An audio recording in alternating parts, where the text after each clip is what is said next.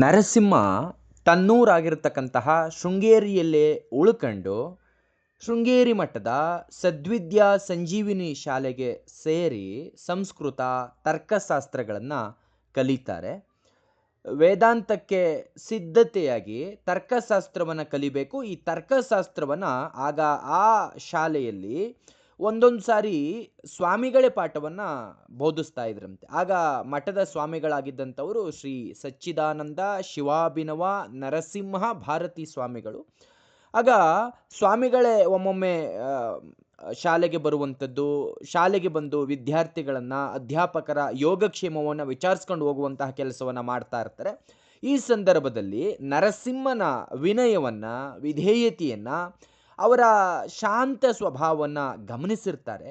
ಜೊತೆಗೆ ವ್ಯಾಸಂಗದಲ್ಲಿ ಇರ್ತಕ್ಕಂತಹ ಶ್ರದ್ಧೆ ಮತ್ತು ಅಭ್ಯಾಸದಲ್ಲಿ ಇರ್ತಕ್ಕಂತಹ ಅಭಿರುಚಿಯನ್ನು ಗುರುಗಳು ಗಮನಿಸಿದ್ರಂತೆ. ಆಗಲೇ ನರಸಿಂಹನಿಗೆ ನರಸಿಂಹ ಮಂತ್ರವನ್ನು ಉಪದೇಶ ಮಾಡಿದ್ರು ಅಂತ ಕೆಲವೊಂದು ಕಡೆ ಉಲ್ಲೇಖ ಬರುತ್ತೆ. ಆದರೆ ಅದು ಖಚಿತವಾಗಿಲ್ಲ. ಹಾಗಾಗಿ ಅದು ಅಷ್ಟು ಸರಿ ಅಂತ ಹೇಳಲಿಕ್ಕೆ ಬರೋದಿಲ್ಲ. ನರಸಿಂಹ ಶಾಲೆಗೆ ಸೇರಿರ್ತಕ್ಕಂತಹ ಪ್ರಾರಂಭದ್ರಲ್ಲೇ ಅಂದರೆ 1907ರಲ್ಲಿ ಸ್ವಾಮಿಗಳು ಸಂಚಾರ ಹೊರಡಬೇಕಾಗುತ್ತೆ. ಕಾಲಡಿಯಲ್ಲಿ ಶಂಕರಾಚಾರ್ಯರ ಜನ್ಮಸ್ಥಳವನ್ನು ತಿರುವಾಂಕೂರು ಸರ್ಕಾರದಿಂದ ಪಡ್ಕೊಂಡು ಅಲ್ಲಿ ಒಂದು ಶಂಕರ ಮಠವನ್ನು ಸ್ಥಾಪನೆ ಮಾಡಿ ಶಾರದೆಗೆ ಜೊತೆಗೆ ಶಂಕರರಿಗೆ ಒಂದೆರಡು ಆಲಯಗಳನ್ನು ಕಟ್ಟಿಸಿ ಅಲ್ಲಿ ಸ್ವಾಮಿಗಳು ಮೂರ್ತಿ ಪ್ರತಿಷ್ಠೆಯನ್ನು ಮಾಡಿ ಕುಂಭಾಭಿಷೇಕವನ್ನು ಅಲ್ಲಿ ನಡೆಸಬೇಕು ಅನ್ನುವಂತಹ ಕಾರಣಕ್ಕಾಗಿ ಅವರು ಕೇರಳಕ್ಕೆ ಪ್ರವಾಸವನ್ನು ಹೊರಡಬೇಕಾಗತ್ತೆ. ಆಗ ಸ್ವಾಮಿಗಳು ಮಿತ ಪರಿವಾರದ ಜೊತೆಗೆ ಪ್ರವಾಸವನ್ನು ಮಾಡ್ತಾರೆ.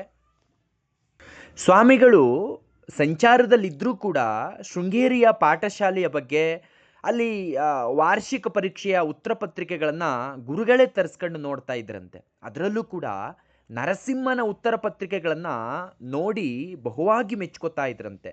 ನರಸಿಂಹನ ಉತ್ತರಗಳು ಪ್ರಶ್ನೆಗೆ ತಕ್ಕಂತೆ ಇರ್ತಾ ಇದ್ವಂತೆ. ಅತಿಯಾಗಿ ಬರೀತಕ್ಕಂತಹ ಗೋಜಿಗೆ ಹೋಗ್ತಾ ಇರಲಿಲ್ವಂತೆ. ಆಮೇಲೆ ವಿಷಯ ನಿರೂಪಣೆ ನಿಖರವಾಗಿ, ಸರಳವಾಗಿ, ಸಮಗ್ರವಾಗಿ ಇರ್ತಾ ಇತ್ತಂತೆ. ಆ ಕಾರಣಕ್ಕಾಗಿ ನರಸಿಂಹನ ಪ್ರಶ್ನೆ ಪತ್ರಿಕೆಯನ್ನು ಮತ್ತೆ ಮತ್ತೆ ಗುರುಗಳು ಓದ್ತಾ ಇದ್ರಂತೆ. ಹಿಂಗೆ ನರಸಿಂಹನ ಓದು ಶೃಂಗೇರಿ ಮಠದಲ್ಲೇ ಸುಮಾರು 3 ವರ್ಷಗಳ ಕಾಲ ನಡೆಯುತ್ತೆ. ಅದೇ ವೇಳೆಗೆ ಸ್ವಾಮಿಗಳು ಕೇರಳದ ಕಾಲಡಿಗೆ ಹೋಗಿದ್ರಲ್ಲ ಪ್ರವಾಸಕ್ಕೆ, ಆ ಪ್ರವಾಸವೂ ಕೂಡ ಮುಗಿಸ್ಕೊಂಡು ಮತ್ತೆ ಶೃಂಗೇರಿಗೆ ಬರ್ತಾರೆ. ಬರುವಂತಹ ಸಂದರ್ಭದಲ್ಲಿ ಬೆಂಗಳೂರಿಗೆ ಬರ್ತಾರೆ. ಅಲ್ಲಿ ಬೆಂಗಳೂರಿನಲ್ಲಿ ಈಗ ನಾವೇನು ನೋಡ್ತೀವಿ ಚಾಮರಾಜಪೇಟೆಯಲ್ಲಿ ಶಂಕರ ಮಠ ಏನಿದೆಯಲ್ಲ, ಆ ಶಂಕರ ಮಠದಲ್ಲಿ ವೇದಾಂತದ ಶಿಕ್ಷಣಕ್ಕೆ ಅಂತೇಳಿ ಗೀರ್ವಾಣ ಪ್ರೌಢ ವಿದ್ಯಾಭಿವರ್ಧಿನಿ ಅನ್ನುವಂತಹ ಹೆಸರಿನಿಂದ ಒಂದು ಶಾಲೆಯೊಂದನ್ನು ಅವರು ಅಲ್ಲಿ ವ್ಯವಸ್ಥೆ ಮಾಡ್ತಾರೆ. ಶಾಲೆಯನ್ನು ಹೇಗೋ ವ್ಯವಸ್ಥೆ ಮಾಡ್ತಾರೆ, ಆದರೆ ಶಾಲೆಗೆ ವಿದ್ಯಾರ್ಥಿಗಳನ್ನು ಕರ್ಕೊಂಡು ಬರುವಂಥದ್ದೇ ಒಂದು ದೊಡ್ಡ ಸಮಸ್ಯೆ ಆಗುತ್ತೆ. ಅದಾದಮೇಲೆ ಶೃಂಗೇರಿಗೆ ಬರ್ತಾರೆ. ಶೃಂಗೇರಿಗೆ ಬಂದು ನರಸಿಂಹ ತರ್ಕಶಾಸ್ತ್ರವನ್ನು 3 ವರ್ಷ ಕಲಿತ ಅನ್ನುವಂಥದ್ದನ್ನು ತಿಳ್ಕೊಂಡಂತಹ ಸ್ವಾಮಿಗಳು ವೇದಾಂತಕ್ಕೆ ಅನುಕೂಲ ಆಗಲಿ ಅಂತೇಳಿ ಬೆಂಗಳೂರಿನ ಗೀರ್ವಾಣ ಪ್ರೌಢ ವಿದ್ಯಾಭಿವರ್ಧಿನಿ ಶಾಲೆಗೆ ಹೋಗಬೇಕು ಅಂತೇಳಿ ಅಪ್ಪಣೆ ಮಾಡಿಬಿಡ್ತಾರೆ. ನರಸಿಂಹನ ತಂದೆ ತಾಯಿಗಳಿಗೆ ಮತ್ತೆ ಇಕ್ಕಟ್ಟಿನ ಪರಿಸ್ಥಿತಿ ಬರುತ್ತೆ. ಇಷ್ಟು ದಿವಸ ಮಗ ನಮ್ಮೊಂದಿಗೆ ಶೃಂಗೇರಿನಲ್ಲಿ ಇರ್ತಾನೆ ಎನ್ನುವಂತಹ ಸಮಾಧಾನವನ್ನು ನಾವು ಇಟ್ಕೊಂಡಿದ್ವಿ. ಆದರೆ ಈಗ ಇನ್ನೂ ಹೆಚ್ಚಿನ ಓದಿಗೆ ಅಂತೇಳಿ ದೂರದ ಬೆಂಗಳೂರಿಗೆ ಹೋಗ್ಬಿಟ್ರೆ ನಮ್ಮ ಗತಿ ಏನು? ಮಗನನ್ನು ಬಿಟ್ಟಿರ್ತಕ್ಕಂಥದ್ದು ಹೆಂಗೆ ಅನ್ನುವಂತಹ ಭಯ ಆಗುತ್ತೆ. ಆಗ ಬೆಂಗಳೂರಿಗೆ ಕಳಿಸೋದೇ ಬೇಡ ಅಂತೇಳಿ ತಾಯಿ ಲಕ್ಷ್ಮಮ್ಮ ಗೋಗರಿತಾರೆ, ಹಠ ಮಾಡ್ತಾರೆ. ತಂದೆಯೂ ಕೂಡ ಗೋಪಾಲಶಾಸ್ತ್ರಿಗಳು ಕೂಡ ಅಷ್ಟೇ ಹಠವನ್ನು ಮಾಡ್ತಾರೆ. ಜೊತೆಗೆ ಗೋಪಾಲಶಾಸ್ತ್ರಿಗಳು ತಮ್ಮ ದುಃಖವನ್ನು, ಅಳಲನ್ನು ಆಗಿನ ಧರ್ಮಾಧಿಕಾರಿಗಳಾಗಿರ್ತಕ್ಕಂತಹ ಆಡಳಿತಾಧಿಕಾರಿಗಳಾಗಿದ್ದಂತಹ ಶ್ರೀಕಂಠ ಶಾಸ್ತ್ರಿಗಳ ಮುಂದೆ ತೋಡ್ಕೋತಾರೆ. ಆಗ ಶ್ರೀಕಂಠ ಶಾಸ್ತ್ರಿಗಳು ಸಮಸ್ಯೆಗೆ ಪರಿಹಾರ ಅನ್ನುವಂತೆ ತಂದೆ ತಾಯಿಯರು ಕೂಡ ಮಗನ ಜೊತೆಯಲ್ಲಿ ಬೆಂಗಳೂರಿಗೆ ಹೋಗಿ ಅಲ್ಲಿ ಶಂಕರ ಮಠದ ಆವರಣದಲ್ಲೇ ಮನೆಯೊಂದರಲ್ಲಿ ಇರಬಹುದು ಅಂತೇಳಿ ಅವರು ಇರಲಿಕ್ಕೆ ಏರ್ಪಾಟನ್ನು ಮಾಡ್ತಾರೆ. ಸಾಕಷ್ಟು ವರ್ಷಗಳ ಹಿಂದೆ ಬೆಂಗಳೂರಿನ ಶಂಕರ ಮಠದ ಹಿಂಬದಿಯ ಅಗ್ರಹಾರದಲ್ಲಿ ದಿವಾನ್ ಮಾಧವರಾಯರು ಅಲ್ಲಿ ಬೋಧನೆ ಮಾಡ್ತಕ್ಕಂತಹ ಅಧ್ಯಾಪಕರಿಗೆ ಜೊತೆಗೆ ಅಲ್ಲಿ ಶಿಕ್ಷಣವನ್ನು ಕಲೀಲಿಕ್ಕೆ ಬರ್ತಕ್ಕಂತಹ ವಿದ್ಯಾರ್ಥಿಗಳಿಗೆ ಅಂತೇಳಿ ಕಟ್ಟಿಸಿರ್ತಕ್ಕಂತಹ ಕೆಲವು ಮನೆಗಳಿರುತ್ತೆ. ಆ ಮನೆಗಳಲ್ಲಿ ಒಂದು ಮನೆಯನ್ನು ಗೋಪಾಲಶಾಸ್ತ್ರಿಗಳು, ಲಕ್ಷ್ಮಮ್ಮ ಮತ್ತು ನರಸಿಂಹ ಇರಲಿಕ್ಕೆ ಕೊಡ್ತಾರೆ. ಶೃಂಗೇರಿಯ ಹಳ್ಳಿಯ ಜೀವನವನ್ನು ನಡೆಸಿ ಇದ್ದಂತಹ ಅಭ್ಯಾಸ ಇದ್ದಂತಹ ಈ ಸಾತ್ವಿಕ ಕುಟುಂಬಕ್ಕೆ ಬೆಂಗಳೂರು ಅನ್ನುವಂತಹ ಘೋರಾರಣ್ಯಕ್ಕೆ ಬಂದು ಆ, ಅಷ್ಟೊಂದು ಅವರಿಗೆ ಹೊಂದಿಕೆ ಆಗೋದಿಲ್ಲ ಆ ಪಟ್ಟಣ. ಆದರೂ ಕೂಡ ಬೇರೆ ಮಾಡ್ತಕ್ಕಂತಹ ಅವಕಾಶ ಅವರಿಗಿರಲಿಲ್ಲ.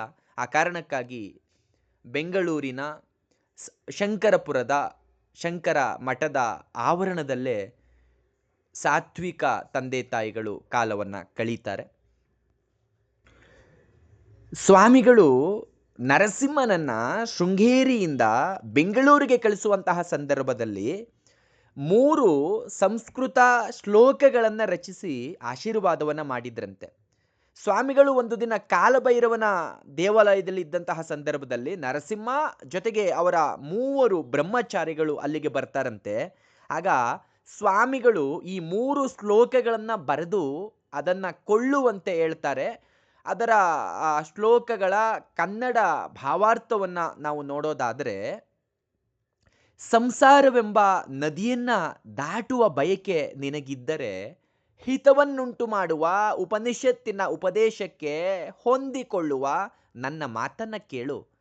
ತಲೆಗೂದಲನ್ನು ತೆಗೆದು ಜನಿವಾರವನ್ನು ಕಡಿದು ಸನ್ಯಾಸಿಯಾಗಿ ವಿದ್ಯುಕ್ತ ಸಾಧನಾ ಚತುಷ್ಟಯಗಳನ್ನು ಗಟ್ಟಿ ಮಾಡಿಕೊಂಡು ಶ್ರದ್ಧೆ ಭಕ್ತಿಗಳಿಂದ ಕೂಡಿಕೊಂಡವನಾಗಿ ಗುರುವಿನ ಮಾತಿನಂತೆ ಆತ್ಮನನ್ನು ಅರಸು. ಇಲ್ಲಿ ಅವರು ಹೇಳಿರ್ತಕ್ಕಂತಹ ಗುರಿ ಆತ್ಮವಿಚಾರ, ದಾರಿ ಸಾಧನಾ ಚತುಷ್ಟಯ. ಅಂದರೆ ಸಾಧನಾ ಚತುಷ್ಟಯ ಅಂತೇಳಿದ್ರೆ ನಿತ್ಯಾನಿತ್ಯ ವಸ್ತು ವಿವೇಕ, ಭೋಗ ವಿರಾಗ ಮತ್ತು ಮುಮುಕ್ಷುತ್ವ, ಶಮಾಧಿ ಸಾಧನ ಸಂಪತ್ತು, ಈ 4 ಯಾವ ದಾರಿಯಲ್ಲಿ ನೆರವಾಗ್ತಕ್ಕಂಥದ್ಯೋ ಅದೇ ಸನ್ಯಾಸ. 20 ವರ್ಷ ವಯಸ್ಸಿನ ಯುವಕನಿಗೆ ಗುರುಗಳಾಗಿರ್ತಕ್ಕಂಥವರು ಮಾಡಬಹುದಾಗಿರ್ತಕ್ಕಂತಹ ಉಪದೇಶ ಇದಲ್ಲ. ಹಾಗಂತ ವೇದಾಂತವನ್ನು ಓದಿದ ಮಾತ್ರಕ್ಕೆ ಸನ್ಯಾಸಿ ಆಗಬೇಕು ಅಂತ ಯಾವ ನಿಯಮವೂ ಕೂಡ ಇಲ್ಲ. ಮೇಲಾಗಿ ಸನ್ಯಾಸಿ ಆಗಲಿಕ್ಕೆ ಅಗತ್ಯವಾಗಿ ಬೇಕಾಗಿರ್ತಕ್ಕಂತಹ ವಿರಕ್ತಿ ತಾನಾಗಿಯೇ ಬರಬೇಕು, ಯಾರ ಉಪದೇಶದಿಂದಲೂ ಕೂಡ ಬರತಕ್ಕದ್ದಲ್ಲ. ಅಂದಮೇಲೆ ಸ್ವಾಮಿಗಳು ನರಸಿಂಹ ಜೊತೆಲಿರ್ತಕ್ಕಂತಹ 3 ಬ್ರಹ್ಮಚಾರಿಗಳಿಗೆ ಈಗೇಕೆ ಉಪದೇಶ ಮಾಡಿದ್ರು? ಇದೇನು ಎಲ್ಲರಿಗೂ ಅವರು ಮಾಡ್ತಾ ಇರ್ತಕ್ಕಂತಹ ಉಪದೇಶ ಅಲ್ಲ. ನರಸಿಂಹನ ಸ್ವಭಾವವನ್ನು, ಚರ್ಯೆಯನ್ನು ಗಮನಿಸಿ ಗುರುಗಳು ಮಾಡಿದಂತಹ ಉಪದೇಶ ಆಗಿತ್ತು. ಇವೆಲ್ಲವನ್ನ ಗಮನಿಸ್ತಾ ಇದ್ರೆ ಶೃಂಗೇರಿ ಗುರುಗಳು ತಮ್ಮ ಉತ್ತರಾಧಿಕಾರಿಯಾಗಿ ಆಗಲೇ ಮನಸ್ಸಿನಲ್ಲೇ ನಿಶ್ಚಯ ಮಾಡಿಕೊಂಡಿದ್ರೇನೋ ಅಂತೇಳಿ ಅನಿಸುತ್ತೆ. ಅದನ್ನು ಚೆನ್ನಾಗಿ ಬಲ್ಲಂತಹ ಕುಣಿಗಲ್ಲು ರಾಮಶಾಸ್ತ್ರಿಗಳು ಹಿಂಗೆ ಬರೀತಾರೆ. ನರಸಿಂಹನ ಸ್ವಭಾವದಲ್ಲಿ ವಿರಕ್ತಿ ಇತ್ತೋ ಇಲ್ವೋ ಗೊತ್ತಿಲ್ಲ, ಆದರೆ ಲೌಕಿಕ ಪ್ರಸಕ್ತಿ ಅಂತೂ ಇರಲಿಲ್ಲ. ಯಾವ ವ್ಯವಹಾರಕ್ಕೂ ಕೂಡ ಅಂಟಿಕೊಳ್ಳದೇ ಇರತಕ್ಕಂತಹ ಮುಗ್ಧತೆ ನರಸಿಂಹನಲ್ಲಿ ಇತ್ತು. ವೇದಾಂತವನ್ನು ಕಲಿತಕ್ಕಂಥದ್ದು ಕೇವಲ ಬೋಧನೆ ಮಾಡ್ತಕ್ಕಂಥದ್ದಕ್ಕೆ ಅಥವಾ ಬರೆಯೋದಿಕ್ಕಲ್ಲ, ಬದುಕಿಗಾಗಿ ಅನ್ನುವಂತಹ ನಿಷ್ಠೆ ನರಸಿಂಹನಲ್ಲಿ ಇತ್ತು. ಸನ್ಯಾಸಿಗೆ ಇರಬೇಕಾಗಿರ್ತಕ್ಕಂತಹ ಸಹನೆ, ಸಮತ್ವ, ಪರಮಾರ್ಥ ಶ್ರದ್ಧೆ, ಏಕಾಂತ ಪ್ರೀತಿ ಇವು ನರಸಿಂಹನಿಗೆ ಇದ್ದುವು. ಆ ಸ್ವಾಮಿಗಳ ಸ್ವಭಾವದಲ್ಲೂ ಕೂಡ ಈಗ ಒಂದು ಮಾರ್ಪಾಟು ಒದಗಿದಂತೆ ತೋರುತ್ತೆ ಅಂತ ಲೇಖಕರು ಬರೀತಾರೆ. ಮೊದಲು ಅವರು ವ್ಯವಹಾರದಲ್ಲೇ ಸಂಚಾರದಲ್ಲೇ ಇದ್ದಂಥವರು. ವೈಭವ, ಒಡ್ಡೋಲಗ, ಅಧಿಕಾರಿಗಳನ್ನು ಸಂಪರ್ಕ ಮಾಡ್ತಕ್ಕಂಥದ್ದು, ಅರಸರ ಸಹವಾಸ ಇವೆಲ್ಲವನ್ನು ಬಯಸಿದ್ದಂತಹ ಸ್ವಾಮಿಗಳು ಮಠದ ಮರ್ಯಾದೆಯನ್ನು ಕಾಪಾಡಬೇಕು ಅನ್ನುವಂತಹ ಕಾತರ ಇದೆಲ್ಲದಕ್ಕೂ ಕೂಡ ಕಾರಣ ಇರಬಹುದೇನೋ. ಅದರ ಜೊತೆಗೆ ಮಠದ ಭಂಡಾರವನ್ನು ಬೆಳೆಸಬೇಕು ಅನ್ನುವಂತಹ ಹೊಣೆಯೂ ಕೂಡ ಇದಕ್ಕೆ ಕಾರಣ ಆಗಿರ್ಬೋದು.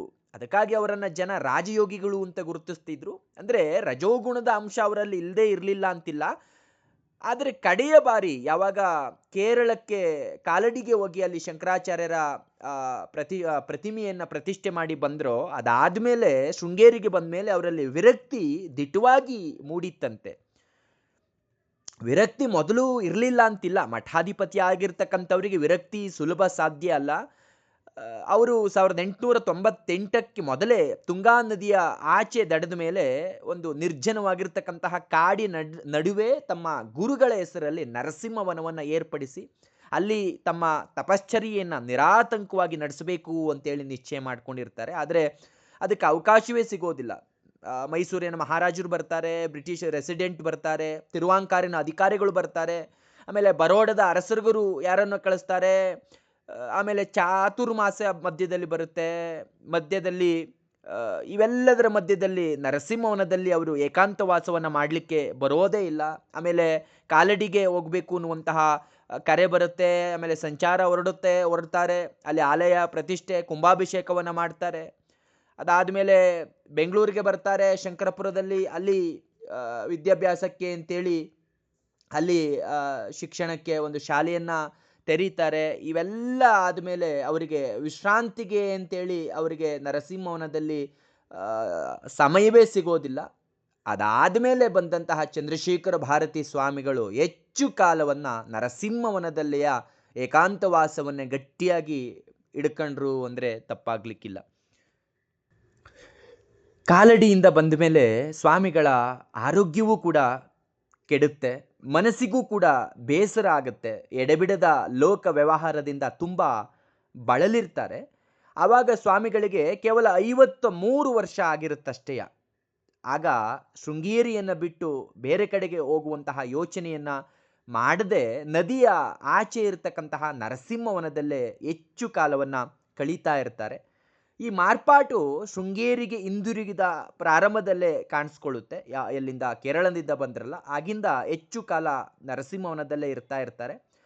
ಆಗಲೇ ಅವರು ನರಸಿಂಹನಿಗೆ ನಾನು ಮೊದಲೇ ಕನ್ನಡ ಭಾವಾರ್ಥವನ್ನು ಹೇಳಿದೆ, ಆ ಶ್ಲೋಕಗಳನ್ನು ಆಶೀರ್ವಾದ ರೂಪವಾಗಿ ರಚಿಸಿಕೊಟ್ಟದ್ದು ಅನ್ನುವಂಥದ್ದು ನಮಗೆ ಮಾಹಿತಿ ಸಿಗುತ್ತೆ.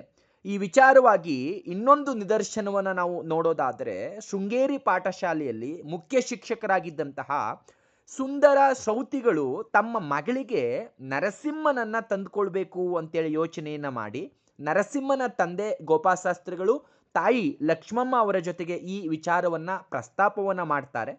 ತಂದೆ ತಾಯಿಗಳು ಅದಕ್ಕೆ ಸಮ್ಮತಿಯನ್ನು ಕೊಟ್ಟ ಮೇಲೆ ಈ ವಿಚಾರವನ್ನು ಸ್ವಾಮಿಗಳಿಗೆ ಅರ್ಕೆ ಮಾಡಿಕೊಳ್ಳಿಕ್ಕೆ ಮಧುರೆ ಜಿಲ್ಲೆಯ ಮೇನಮಂಗಲ ಎನ್ನುವಂತಹ ಊರಿಗೆ ಬರ್ತಾರೆ.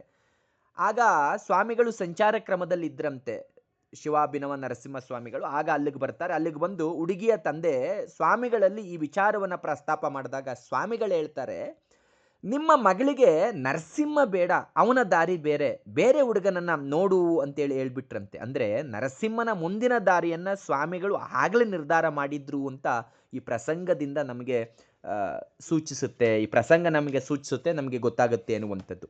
ಇದೇ ಸಮಯದಲ್ಲಿ ಸ್ವಾಮಿಗಳು ನರಸಿಂಹವನದಲ್ಲಿ ಒಂದು ದೇವಿ ಸ್ತೋತ್ರವೊಂದನ್ನು ರಚನೆ ಮಾಡ್ತಾರೆ. ಆ ದೇವಿ ಸ್ತೋತ್ರ ಒಂದರಲ್ಲಿ ಬರೀತಾರೆ, ನನ್ನಲ್ಲಿ ನಮ್ರನಾಗಿರುವ ನರಸಿಂಹನನ್ನ ಸರ್ವಜ್ಞನನ್ನಾಗಿ ಮಾಡು. ಸಂಸ್ಕೃತದಲ್ಲಿ ಬರೀತಾರೆ, ಸರ್ವಜ್ಞಂ ಶ್ರೀ ನೃಸಿಂಹಂ ಕುರು ಶಿವದಯಿತೆ ಸತ್ವರಂ ಮದ್ವಿ ನಮ್ರಂ. ನನ್ನಲ್ಲಿ ನಮ್ರನಾಗಿರುವ ನಿಷ್ಠೆಯಾಗಿರುವ ನರಸಿಂಹನನ್ನ ಸರ್ವಜ್ಞನನ್ನಾಗಿ ಮಾಡು ಅನ್ನುವಂತಹ ಮಾತನ್ನು ನಾವು ಕಾಣಬಹುದು. ಇಲ್ಲಿ ಅವರು ಪ್ರಸ್ತಾಪ ಮಾಡಿರುವಂತಹ ನರಸಿಂಹ ಯಾರು ಅನ್ನುವಂಥದ್ದು ಸ್ಪಷ್ಟವಾಗಿ ಇರದೇ ಇದ್ರೂ ಕೂಡ ಈ ನರಸಿಂಹನೇ ಅನ್ನುವಂತಹ ಸೂಚನೆ ನಮಗೆ ಬಲವಾಗುತ್ತೆ. ಮೊದಲಿನಿಂದಲೂ ಕೂಡ ಇವನನ್ನೇ ಸ್ವಾಮಿಗಳು ಮನಸ್ಸಿನಲ್ಲಿ ಇಟ್ಕೊಂಡಿದ್ರು ಅನ್ನುವಂಥದ್ದು ಚೆನ್ನಾಗಿ ಬಲ್ಲ, ಸ್ವಾಮಿಗಳನ್ನು ಚೆನ್ನಾಗಿ ಬಲ್ಲ ಮತ್ತು ಅವರ ಆಪ್ತ ವರ್ಗಕ್ಕೆ ಸೇರಿರ್ತಕ್ಕಂತಹ ಕುಣಿಗಲ್ಲು ರಾಮಶಾಸ್ತ್ರಿಗಳು ಒಂದು ಕಡೆ ಬರೀತಾರೆ.